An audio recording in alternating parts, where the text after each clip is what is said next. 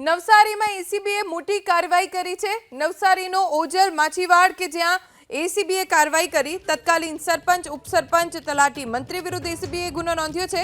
ગટર યોજનામાં ઓછી લંબાઈની પાઇપલાઇન નખાતા ફરિયાદ દાખલ કરવામાં આવી હતી અને હવે ફરિયાદના આધારે તત્કાલીન સરપંચ ઉપસરપંચ અને તલાટી મંત્રીની સામે એન્ટી કરપ્શન બ્યુરોએ ગુનો નોંધીને સમગ્ર મામલે તપાસ શરૂ કરી છે।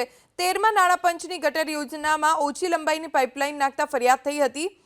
ગટર યોજનામાં નાખવામાં આવેલા પાઇપ ઓછા વ્યાસના વાપરવામાં આવ્યા હતા। કુલ 1553 મીટરની લંબાઈના પાઇપ વાપરવાના બદલે 1080 મીટરનું જ કામ થયું હતું અને રૂપિયા 8,51,946નું કૌભાંડ આચરવામાં આવ્યું। આ કૌભાંડને લઈને ફરિયાદ નોંધાતા તત્કાલીન સરપંચ ઉપસરપંચ તલાટી મંત્રી ઓજલ માછીવાડ ગામના જેની સામે એસીબીએ ગુનો નોંધીને ધરપકડ કરી છે। તમામની હવે પૂછપરછ કરવામાં આવશે।